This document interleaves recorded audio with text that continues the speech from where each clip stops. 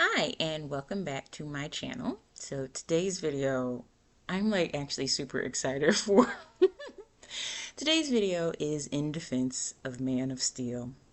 I'm really happy for this video considering the numerous videos that have been out since Superman 2025 came out and going in on Man of Steel. I don't know. This is gonna be fun. Anyway, as I mentioned in my Superman review video, Man of Steel is actually like the first Superman movie I actually saw like all the way through. So like my first introduction to Superman in film was this version and I liked it. And so as per usual in this video, I will be pointing out the reasons why I liked it. And I have a feeling this might be a little long, because I have a lot to say, because I watched it again yesterday. And as I was watching it, I remembered how much I actually liked it. So this will be fun. So we're going to start at the beginning on Krypton. I loved that opening sequence on Krypton. It was so cool because in the 1978 version, which I finally saw last month, when it starts on Krypton in that version looks like a fever dream. You know, with like the crystal structures and like the glow in the dark kind of looking outfits and everything. I mean, it's cool. I'm not going to say that it's not cool. It is. But I definitely like the more, I don't know, kind of like modern sci-fi feeling that Krypton gives in Man of Steel. You know, like just the opening sequence of Kal-El being born. You see like these alien animals and just like visually you actually get to see more of Krypton than you do like in the 1978 version. And so I just think that that's cool. The other thing that I find interesting about the beginning of Man of Steel while they're on Krypton is it's almost beat for beat how the 1978 version opened, which when I saw that one, I was like, so if this is like the same intro, why do people have a problem with it? And by that I mean, it pretty much shows the same things. It shows General Zod being punished. It shows the fact that Jor-El tried to warn the Kryptonians, hey, our planet's about to blow up and it's our fault and you need to let me save it. Now the one thing that is different is that thing with like the codex and them like having their babies genetically engineered, and Jor-El in Man of Steel being like, hey, I have a way to save our future, you gotta let me have access. That is different. But even that, like I said, just visually the whole thing is cool. His fight with Zod before he sends Kal-El to Earth, everything. And also I like Russell Crowe and the actress that plays Lara, because to me, like every version of Superman, they always make his Kryptonian parents like really pretty in my opinion, and I almost feel like that's like by design so that you know that they're like alien and different. I don't know, this is my personal opinion, but like I said, I love that whole opening sequence on Krypton, the action, everything. It's very entertaining to me. Now, one thing I think is interesting though, upon watching it again, is in the 1978 version and in Man of Steel, you see that the mother has a lot of apprehension about sending Kal-El to Earth. You know, she's sad, obviously, because it's like she's not going to get to go with her son. Excuse me. She's not going to get to go with her son and see him grow up. And she's kind of weary about sending him to Earth specifically. And what's interesting in the Man of Steel version is she's saying that based on, you know, sending him to Earth and him gaining powers because of Earth's sun, that he'll appear as like a freak to human beings. And then Jor-El says, no, he'll be a god to them. And I find that fascinating because there were a lot of people who didn't like the twist of the Kryptonian parents in Superman 2025. But if you think about that conversation that they have, where the mother in Man of Steel has a distrust of how humans will receive her son, and then Jor-El's response is, well, no, he'll be like a god to them. And he still has this hope that he'll lead humanity, but it still has the leaning of he'll be so powerful and godlike that they'll follow him wherever. So then to me, it's not that much of a leap that in Superman 2025 they really leaned into that idea of him being sent to Earth to rule over us. I don't know. I think that that makes sense if you look at how previous versions, the parents discussed why they chose Earth and why they were sending him there. I don't know. Just something I noticed this time that I thought was really interesting. But that concludes the Krypton portion of my review. Like I said, loved it. Now on to something that's very personal for me. I love how Kansas is depicted in Man of Steel. Like, I grew up in Kansas. I have mentioned this in previous videos. I grew up in Overland Park, Kansas. It is a suburb of Kansas City, Missouri. And so this movie, like more than any other version, I feel like really captures, it makes Smallville, Kansas feel real, even though it's not, because of all the other aspects of Kansas they kind of incorporate in there that like I'm familiar with. So like, for example, like when Jonathan Kent is explaining to Clark, you know, basically that he's an alien. And he's talking about how when he found like the key that was with the ship, how he took it to K-State. And it's like, you have no idea. Like growing up in Kansas, it's like, that's, you know, Kansas State University. And it's just like, just that little bit of familiarity. And like later in the tornado scene, I think like Clark is wearing like a K-State t-shirt, and it's just like, if you're from Kansas, like it's a big rivalry between K-State and KU, University of Kansas. Now the part of Kansas I lived in, people leaned more towards being supportive of KU. That's where my sister went.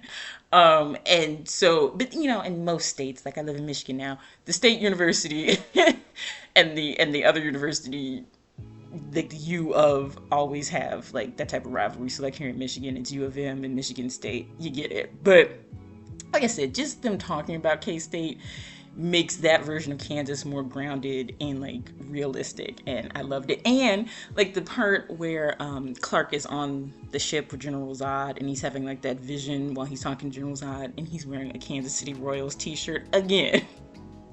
It's just, it feels so familiar to me growing up in Kansas. Like in my elementary school, one of my classmates, his father played for the Kansas City Royals. It's like everything about it just felt like this is like a real version of Kansas as opposed to like kind of like a fake comic book version, because we know Smallville doesn't exist. So I just love that. And in keeping with that, the way that they depicted Smallville in Man of Steel, where, you know, they have the IHOP where that former classmate that he saved is working at.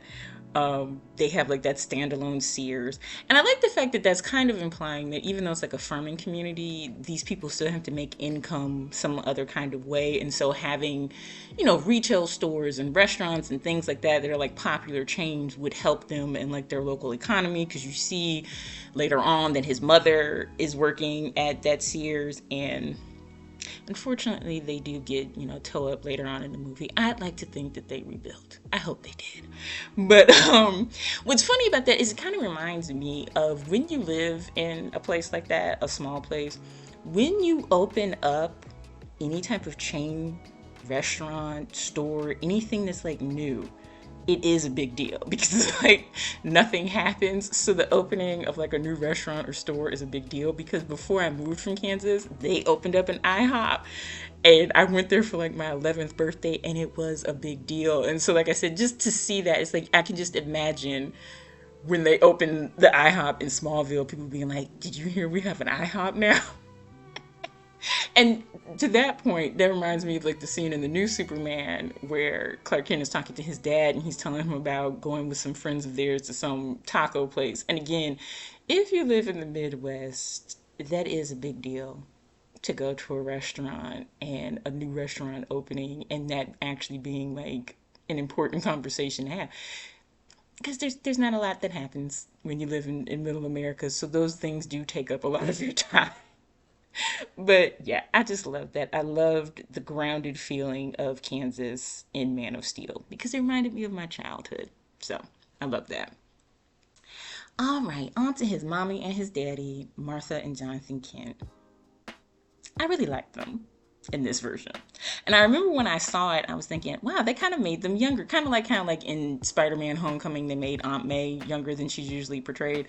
Like Kevin Costner and Diane Lane aren't like young, but they're definitely like the youngest version of Clark's parents that has ever been depicted. So, well, aside from Smallville, but you get it. I mean, in the movies. But like, I really like them, and I like Kevin Costner and Diane Lane as actors. And I also liked how in this version he called them mom and dad instead of calling them ma and pa, even though I know that that's like, canonically what they're called. Again, it just made it seem more realistic, when he's talking to them. I don't know. I like that. And I loved all the scenes with like little Clark, and like I loved the scene where he was in school and like all of his powers were going at the same time, and he was having the X-ray vision and hearing all the sounds, and he freaked out and had to call his mama to the school, and she calmed him down. Such a sweet scene. I loved that scene. I don't know. I just felt like it was very realistic. And I also thought that the way Jonathan Kent's like fear of people finding out what Clark could do was realistic. I mean, which they kind of like go over a lot in the movie, this idea of, yeah, we have an alien baby, we still have the spaceship, and like that constant fear in the background of one day the government is really going to figure it out and come and try and take our baby away from us. Like, I don't know. To me, that's a realistic fear. And I also feel like, one of the criticisms of the dad is that in trying to keep like Clark's powers a secret, he comes off as like callous and uncaring for other people and like trying to prevent Clark from helping other people. But I also feel like if he truly was raising Clark to be that way, to not have any compassion or care about human beings, Clark wouldn't have consistently chose to do the right thing when he was a child and an adult. He always chose to help and save people. And I feel like if his father truly was like uncaring, like he's characterized by a lot of people, then that wouldn't have been the case. And as far as Jonathan's death in Man of Steel, yes, it's messy. Especially when you think about, nobody ever discusses the whole conversation that was happening prior to that tornado, which is that Clark was mad about staying on the farm, and he makes a point of letting Jonathan know, well, you're not even my real dad. Like, the last conversation you have with your parent is one that you regret. Like, to me, I think that makes that scene even more emotional, and the fact that Jonathan was willing to let Clark go and like figure himself out. And then of course, we get to the whole tornado and don't come save me and all of that. At this point, it's been filmed, it's been out for years. If you don't like the scene, you don't like the scene. It can't be undone.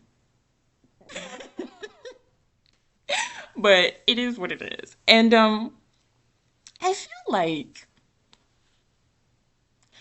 again, how I was talking about how grounded Kansas feels in that movie, this is like a different take on Superman, and I want people to think about this. In E.T., when they found out where E.T. was, the government just showed up overnight, commandeered Elliot's house, basically kicked them out of their own house, and started to do experiments on an alien and a little boy. So realistically, yeah, Jonathan Kent was worried that, yeah, if, our small town in Kansas sees my son jet over here and save me from a tornado, the government is going to descend on our town and take away my kid. You may not see it that way, but to me, that's a realistic fear to have. But anyway, and lastly, and I talked about how much I love Henry Cavill and Diane Lane's chemistry as mother and son. And I love the interaction where after Clark has found out who he is and he comes back home. Just that whole scene where the dog is running and she can tell that that means that Clark is back, and he's all excited to tell her that he's figured out, where he comes from and everything. And I like how that scene shows that even though he's really happy now that he knows, where he's from and all of that type of stuff, he still loves his mother. Like that whole interaction of her talking about, what it was like when he was a baby and her being worried about him and him just like hugging her and be like, I'm not going anywhere, Mom. Just the whole interaction. I absolutely love that scene. Like I said, I love the universe, the Snyder version of Clark Kent and his mother. I love it. Okay. And now I'm kind of going to put this section, I'm going to talk about it, it's like Clark Kent, Kal-El, and Superman, like the three kind of identities. So one thing I liked about Clark Kent and Man of Steel is that he literally spends the whole first half of the movie saving people. Like this whole concept that like he doesn't care about human beings and he doesn't care about human life and he's forced to save people. No, he's not. Every time he saves someone in the beginning of the movie, it is a choice. And he always makes the right choice to like save people. He saves the kids from the bus drowning when he's a kid. He saves the men on the oil rig. Like he always chooses to save people, including his interaction with Lois when she follows him onto the ship. And Clark Kent saves people and he cares even before he has this mantle of being Superman. And then just that whole scene where he finally discovers that he's, Kal-El, like he's on the ship, and the little hologram of his dad explaining it to him, and then like his first flight as like Superman in the suit. Like the whole sequence to me is just, it's great. And I really like that scene where Jor-El is explaining to him, who he is, where he comes from, what happened to their planet, why they decided to send him to Earth, all of that. And you definitely see the parallels with his father's, Jor-El's hope for him and what he can contribute to humanity, and the parallels to his Earth father and what he thought he could contribute. You kind of see the similarities and how both of their visions go into, who Clark Kent and Kal-El is. And then I just love, like I said, back to the part where like Lois is, snooping, doing Lois stuff, trying to get the story on that ship, and the robot attacks her, and like he's Superman as Clark Kent. Like she doesn't know who he is yet, and he comes and he helps her. Just that whole sequence, like the way that he looks at her and gets her to calm down so that he can heal her, and just like I said, I love this version of Clark Kent, Superman, and his chemistry with Lois Lane, and it just begins in that scene when he heals her. I love it. And then now when you get to like the end, so basically, like Clark Kent in the beginning, Kal-El when he's on the ship finding out who he is, and then towards the end where it's like, okay, now he's in the suit, he's Superman, right? And I feel like once he's Superman, you do feel that he cares for humanity. Again, in the first half, he's Clark Kent saving people. In the last half, he's Superman saving people. Like, I feel like people have gotten so wrapped up into how he's doing it that it's like his whole intent and purpose and goal in the last half of the movie is to save humanity, save planet Earth, and save people. Like, I don't know. Because like he's saving people in his hometown. He's trying to prevent the aliens from destroying people in Smallville, and then he goes to Metropolis to try and prevent them from like, I don't know. I feel like if you don't want Superman to be like Jesus or too all-powerful, then expecting him to save every single life and criticizing him for when he doesn't kind of contradicts itself, but whatever. And then one of my favorite parts of like once he finally is Superman is that, you know, he was on the ship with Lois Lane on General Zod's ship, and he goes and rescues Lois. And then, like, almost immediately after he lands in Kansas, he hears that his mom is in trouble. And that whole scene is a 10 out of 10 when he jumps over to his house and immediately commences with the beatdown on General Zod. Like, who do you think you are that you can come and threaten my mom at our house? It's just a beautiful sequence. Like I said, I love this Superman and his mother. Like, and that carries over into Batman versus Superman, and even into Justice League after Superman comes back and like he hears his mother coming. It's like he loves his mom, and I love it. And I love that in Man of Steel he was like, no, what we're not gonna do is just roll up on my house and threaten my mom. We're not doing that. So I absolutely love that scene. Okay, so that completes my review and the things that I like about Man of Steel.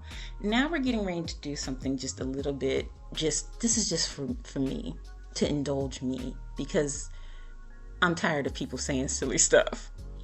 Henry Cavill is fine. Okay? And I forgot how fine he was until I rewatched it. Every shot in this movie, he was fine. Okay? Some of my favorite scenes of him being fine is when after he saves the men from the oil rig and he comes ashore and he takes the clothes off like the rack or clothesline, whatever. It's a great scene. And the scene when he's like on the oil rig and he's like in the fire. And any shot of him where he's just like at home as Clark Kent. And like when he's on the ship talking to Jor-El and he's got on like the white Henley and the scruff. He's fine. If you see that movie, if you saw it in 2013, if you watch it now and you look at that and you don't think he's fine, he was fine. That is an objective fact. That is not changing.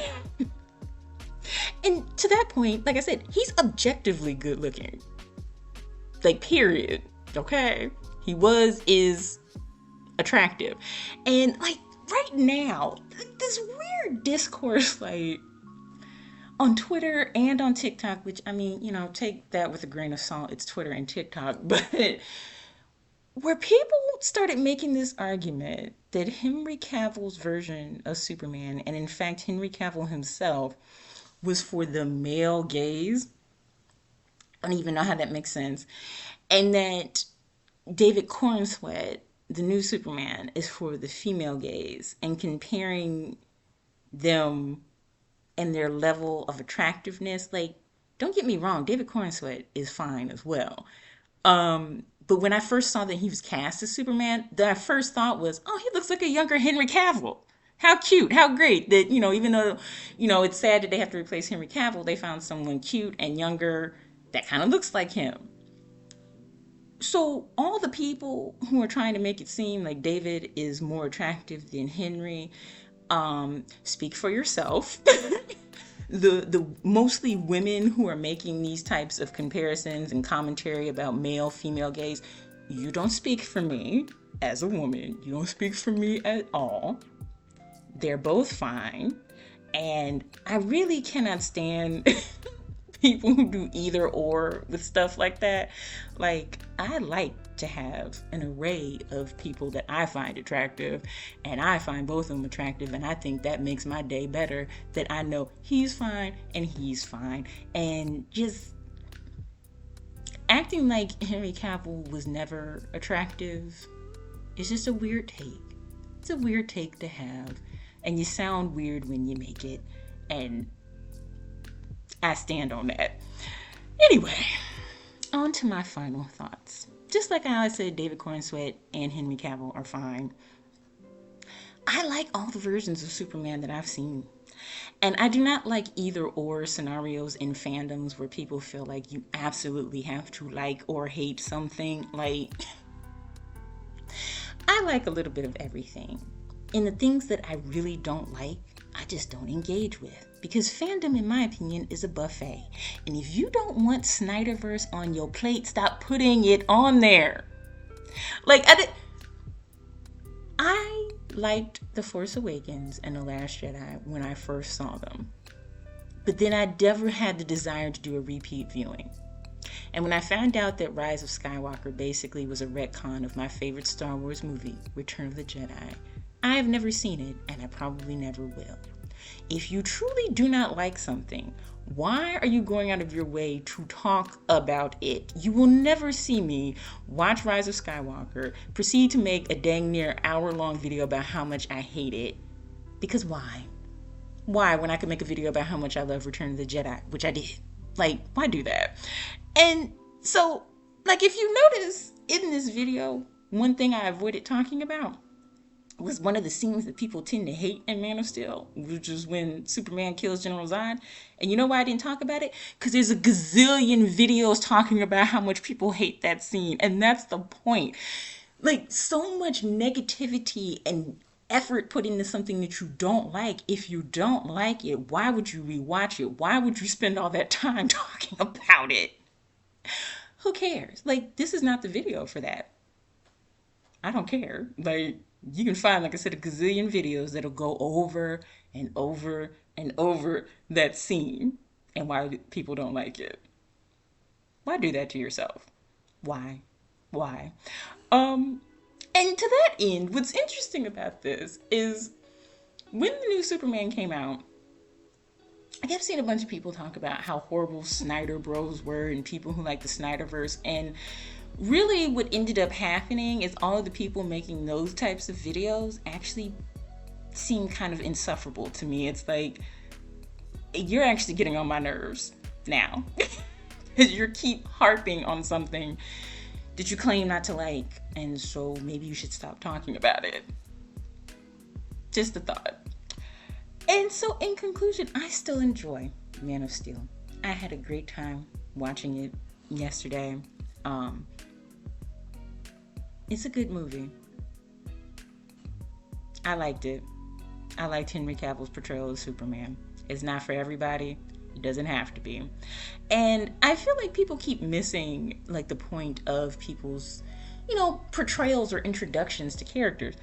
Had I not seen Man of Steel and liked Henry Cavill's portrayal of Superman and enjoyed it, I probably would have never been persuaded to see the new Superman, which I also enjoyed. It's because I liked his version of Superman that gave me enough interest in Superman as a character to want to even see a different version. And so I went and I saw it and I really liked it. And I really liked David Corenswet as Superman. And it's just like, you don't have to like everything. You don't have to like every movie. But this and I have been in different fandom spaces for different discourse, and this one, honestly, has been the weirdest because people are like killjoys, and it's been interesting to watch. But anyway, that concludes my in defense of Man of Steel. And next weekend is Labor Day weekend, and do you know what I'm gonna watch? I'm going to watch the Snyder Cut of Justice League. I'm very excited. Because I didn't have HBO Max when it came out, and I was like, I'm not about to get HBO Max. But now I see that I can rent it, so I'm going to, and that's going to be fun. And yes, I will be doing a review of it, because I actually liked the version of Justice League that we got. So yeah, look forward to that. But if you have made it through this video, this long video of me talking about how much I like Man of Steel, I do thank you for watching, and I will see you next time.